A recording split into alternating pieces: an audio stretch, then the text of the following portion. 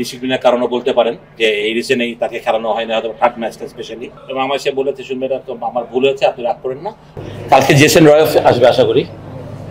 Definitely আমরা তো ভালো করিনি, মানে পোটেনশিয়াল অনুযায়ী আমরা খেলতে পারিনি। আমি বলবো যে আমাদের যারা ন্যাশনাল প্লেয়ার আছে তারাও ঠিকমতো নিজেকে মেলে ধরতে পারেনি, তো ব্যর্থতা থেকে বেরোতে পারেনি।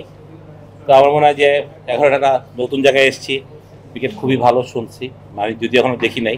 প্র্যাকটিস উইকেটগুলো খুব ভালো ছিল, যেটা ঢাকায় আমরা পাইনি এত ভালো উইকেট। সিলেটে was very good wicket for training. Weather খুবই ভালো, তার সামনে নতুন একটা আশা করতেই পারি, একটা নতুন স্টার্ট করতেই পারি। আই বিলিভ যে মোসাদ্দেককে নেওয়ার কিছু একটা কারণ ছিল, we don't have an off spinner, যে বা কোনো যখন ব্যাটসম্যানরা বা হাতিরা আসে আমরা আমাদের লেফট আর্ম স্পিনের উপরে ডিপেন্ড করতে হয় কিংবা ফাস্ট বোলিং উপরে ডিপেন্ড করতে হয়। তো একটা ভ্যারিয়েশন থাকা দরকার, টিম কম্বিনেশনের জন্য প্রয়োজন ছিল বলে হয়তো নেওয়া হয়েছে ওকে আমরা।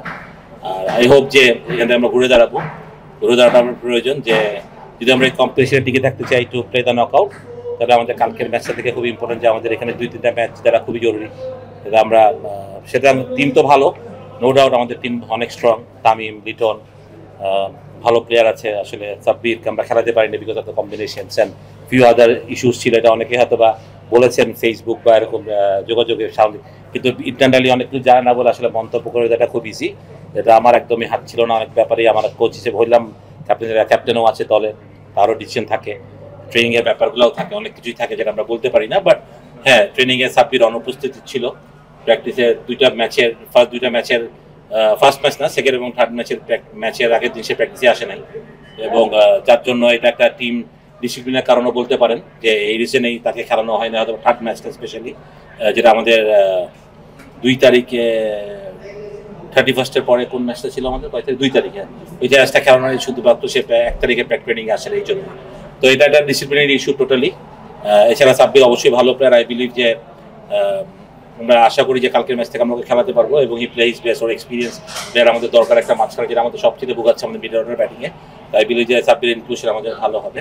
তো আমি জিনিসটা খুব ইজিলি পাবলিকলি বললাম, যেটা একটা দূরত্ব থেকে যেত কেন আমি খেলাচ্ছি না, রিজনগুলো জানার জন্য আমি রিজনটা জানিয়ে দিলাম। ওর ফ্যানরাও তাহলে বুঝতে পারবে যে ও কেন খেলেনি, এই একটা রিজনই ছিল। তো আশা করি যে আমরা কালকের ম্যাচটাকে ইনক্লুড করতে পারবো টিমের মধ্যে, এবং ওর সার্ভিসটা আমরা ঠিক মতো পাবো। অবভিয়াসলি তার কাছ থেকে এরকম আছে, এর আগে বিভিন্ন ইস্যুস তার ছিল ন্যাশনাল টিমে যখন ছিল। সো আপনি কিভাবে দেখছেন আসলে এই পর্যায়ে এসে ক্যারিয়ার এই পর্যায়ে তাদের আসলে কিভাবে রেসপন্স করা উচিত? এটা আমি তাকে বলেছি যে মানে নাই আসতে পারে training A, sort of big issue. অনেক প্লেয়ার আছে যে ম্যাচের আগে ট্রেনিং করে না, বাট আমি যেটা চাই যে আমার প্রত্যেকটা প্লেয়ার ম্যাচের আগে ট্রেনিং করুক না, ড্রেসিং রুমে থাকবে। ইটস নট অ্যাবাউট যে আমার ব্যাটিং বোলিং করতেই হবে। এবং আমি সাব্বিরকে এটাই বুঝিয়েছি যে বিকজ 1 তারিখের training A we are nobody informed যে কেন প্র্যাকটিসে আসে। দ্যাটস দ্য ডিসিপ্লিনারি ইস্যুটা আমি এই জন্যই বললাম, মানে যেদিনকে বলে যায় তাহলে এটা ডিসিপ্লিনারি ইস্যু না। বাট যেহেতু আমি জানি না, আমার ম্যানেজার জানে না, আমার কেউ জানে না, দেন সেটা ডিসিপ্লিনারি ইস্যু। আমি যখন মাঠে থেকে খুঁজি and I don't know why he is not attending the training session, then এটা রিয়েলি একটা শকিং একটা ব্যাপার। ওর সিনিয়র প্লেয়ার, আমি ওর সাথে কথাও বলেছি, আন্ডারস্ট্যান্ডস, এবং আমার সে বলেছে শুনবে না, তো আমার ভুল হয়েছে, আপনি রাগ করেন না। অ্যান্ড আই বিলিভ যে পুরো বাকি যে জার্নিটা আছে আমাদের ঢাকা ক্যাপিটালসের, he will support me as a senior cricketer and act like a senior cricketer. So আমরা যাতে ওর থেকে আরো ভালো সার্ভিস পাই এবং আমাদের দলও যাতে ভালো খেলে, আই বিলিভ তার এই জিনিসগুলো সে মেনে নিবে, এবং সে আমরা যখন কালকে শুরু করবো আবার নতুনভাবে, he will do his best as a তাকে টিমকে যতটুকু দেওয়ার দরকার বা টিমের সাপোর্টটা করা দরকার, সে সেটা ভালোভাবে করবে। এটা বিশেষ করে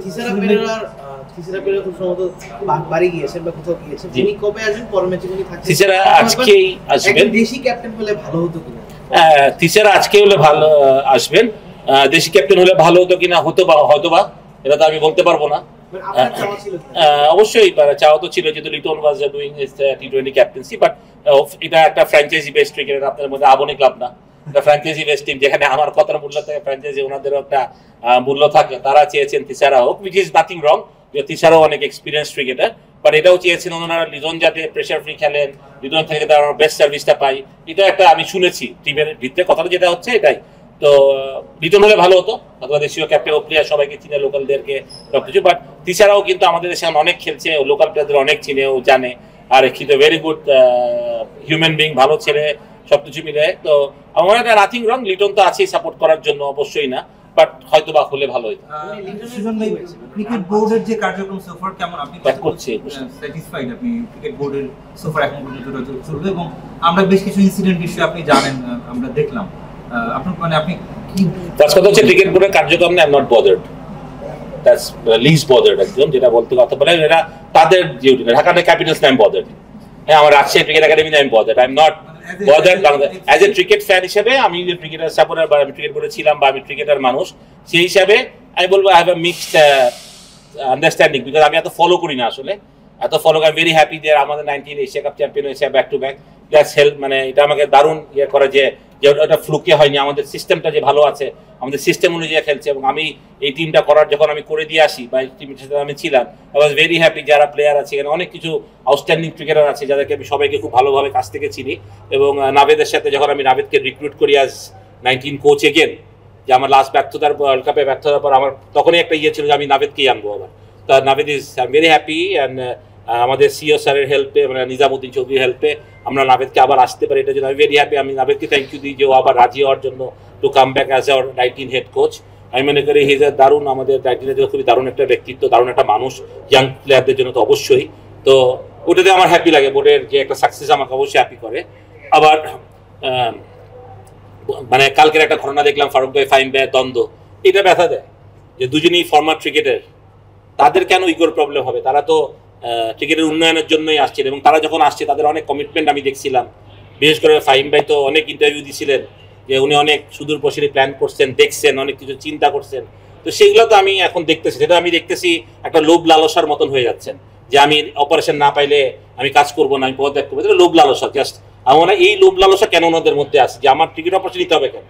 আমি যদি অন্য কমিটির চেয়ারম্যান হবে, আমি ওখানে সার্ভ করতে পারবো না কেন? If I am a person to serve here, তা আমার কেন থাকতে হবে যে না আমি ব্যথা পাবো কেন? উনি কি ক্রিকেট অপারেশনের মাস্টার? উনি কি ক্রিকেট, এখানে তো আকরাম ভাই মাস্টার ওনার আগে, তো আকরাম ভাই চাইতে পারে, বিকজ আকরাম ভাই ওয়াজ বাংলাদেশের ফর্মার ক্যাপ্টেন, সাকসেসফুল ক্যাপ্টেন এবং অপারেশনের চেয়ারম্যান ছিলেন। তো উনি কেন বলতেছেন যে উনি এটা না হইলে হবেই না? এটা ইগোর ব্যাপার হয়ে যাচ্ছে। দুই মানে ফারুক ভাই এবং শাহিম ভাই আমার ইগোর প্রবলেম, যেটা আমাদেরকে সত্যি কথা বলতেছি আসলে এটা কি হচ্ছে আই ডোন্ট নো। আর এতগুলা অল্প ডাইরেক্টর দিয়ে ফারুক ভাই জন্য হয়তো বোর্ড চালানো কষ্টই হচ্ছে, সেটা কেন ফারুক ভাই নতুন ডাইরেক্টরদেরকে নিচ্ছেন না, বা যাদেরকে ওনারা নিতে চান নিয়ে নিলেই পারেন। তো ডিফিকাল্ট। তো আমার মনে হয় যে যখন ওনাদের এই মনমানগুলো দেখি তখন খারাপ লাগে যে দুজন সিনিয়র মানুষ যারা অনেক রেসপেক্টেড মানুষ, আমরা যাদেরকে অনেক রেসপেক্ট করি, ফারুক ভাই এবং ফাহিম ভাই বোধ আমাদের রেসপেক্টেড মানুষ এবং ক্রিকেটার, তারা যখন এনে তখন লজ্জিত হয়ে বিং এ ক্রিকেটার, যে আমরা কি আসলে এত গ্রিডি নাকি ক্রিকেটাররা? সত্যি কথা এখনো পর্যন্ত ওয়ার্কিং কমিটিও মানে করতে পারেন নাই, এতদিন হয়ে গেল তাদের ব্যর্থতা, আর কিছু না। ভাই আপনি বোর্ডে অনেকদিন ধরে আছেন, আপনার ছিলাম, আছেন না ছিলেন, হ্যাঁ অনুদ্যমনী দল আপনি চ্যাম্পিয়ন হয়েছে লাস্ট, সেটাও আপনার বড় কৃতিত্ব আছে। আপনি এখন বোর্ডে নেই, তারপরেও এই ধরনের ঘটনা ঘটছে, এই ধরনের ঘটনা ঘটলে ক্রিকেটে কতটা প্রেশার পড়ে? আর অনেকে বলতে আপনি কথা মুখের পরে বলতে পারেন, সেটা অনেকে সাহস পায় না, তারপরে আমি এই ধরনের ঘটনা গণমাধ্যমের সামনে আসি, সেটা কেমন থাকে? না, জিনিসটা হচ্ছে যে সংসারে তো অশান্তি আছেই, কার সংসারে অশান্তি নেই? সবার সংসারে অশান্তি আছে, ঠিক না? তাই বলে এটা কি পাবলিক হবে নাকি? আমার কথা তো ফারুক ভাই ফাহিম ভাই দুজনেই অনেক সিনিয়র মানুষ, এবং ফারুক ফাহিম ভাই তো ডেফিনেটলি আমাদের সবার গুরু, আমাদের ক্রিকেট প্রশিক্ষক বা আমাদের সাথে অনেক বছর, এবং উনি এত বিচক্ষণ মানুষ, উনি এটা পাবলিক করবেন কেন? উনি যদি মনে করেন যে উনি তার সম্মান পাচ্ছেন না, উনি ওনার দায়িত্ব বুঝে পাচ্ছেন না, ওনার এত সমস্যা, উনি ফারুক ভাইয়ের সাথে ডাইরেক্ট কথা বলবেন 1-to-1, এবং উনি ফারুক ভাইকে বলবেন যদি আমি এগুলো না হয়, আমি বিপিএল গভর্নিং কাউন্সিলের কি জানি মেম্বার সেক্রেটারি, এবং আমি আমার বিপিএল সম্বন্ধে কিছু জানি না, he will resign from BPL straight away.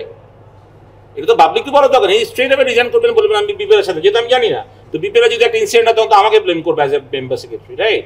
তো আমার কথা হচ্ছে যে এই কথাটা, এবং আমার কথাটা এই জিনিসটা যেটা দেয়ালের 4 দেয়ালের ভিতরে শেষ হতে পারতো, সেটা আমরা সারা বাংলাদেশের মানুষ কেন জানবে?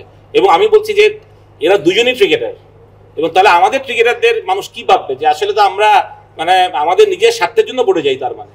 এই কথাটা ভাবাটা তো খুবই স্বাভাবিক হয়ে যাচ্ছে। আমাদের সব ক্রিকেটারের জন্য তো এটা খুবই লজ্জাজনক একটা ব্যাপার আমি মনে করি। দুজন সিনিয়র মানুষ যেটা করলেন, আমাদের দেশে যত ক্রিকেটার আছে, আমরা যারা ন্যাশনাল টিম খেলি বা ন্যাশনাল টিমের বাইরে যত ক্রিকেটার, তাদের সবার জন্য খুব লজ্জাজনক যে তাদের এই যে ইগো প্রবলেম বা তাদের এই যে কারাকারির প্রবলেম চলতেছে, যে কে প্রেসিডেন্ট হবেন বা কে অপারেশনের চেয়ারম্যান হবেন বা কে ডেভেলপমেন্টের চেয়ারম্যান হবেন, ইটস ভেরি ফানি অ্যান্ড লজ্জাজনক আমাদের ক্রিকেটের জন্য। Thank you. এনিওয়ে লিটনকে তো আপনি অনেকদিন থেকেই দেখছেন, আমরা জানি সে কি করতে পারে, বাট মানে স্ট্রাগলিং বিগ টাইম, এবছর ইন্টারন্যাশনাল ক্রিকেটে শুরু করে বিপিএলটা শুরুটা ভালো করেনি। আপনার কি মনে হয় যে সমস্যা কোথায় হচ্ছে? মানে আমি নিজেই খুব প্রেশার থাকি লিটন যখন রান্না করে, মানে one of my best player, Bangladesh ক্রিকেটের ফেভারিট প্লেয়ার আমার। মানে আমি সত্যি যদি আমাকে সবাই বলে, আমি বারবার বলবো লিটন 10টা রান না করলে আমি লিটনকে চাই, মানে এটা আমি চাই, আমি কারণ আমি লিটনের এত ফ্যান।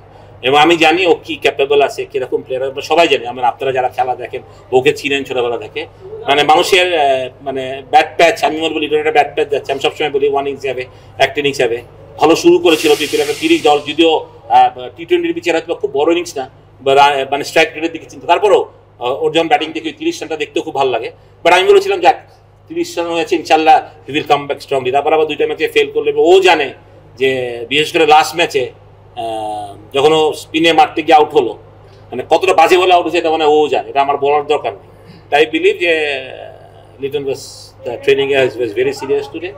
আই বিলিভ যে ট্রেনিং সিরিয়াস হলে হবে না, এটা মানসিক একটা ব্যাপার থাকে। লিটনের ব্যাট কথা বললে ঢাকা ক্যাপিটালসকে আমার মনে হয় এত চিন্তা করতে হবে জয় পরাজয়ের জন্য।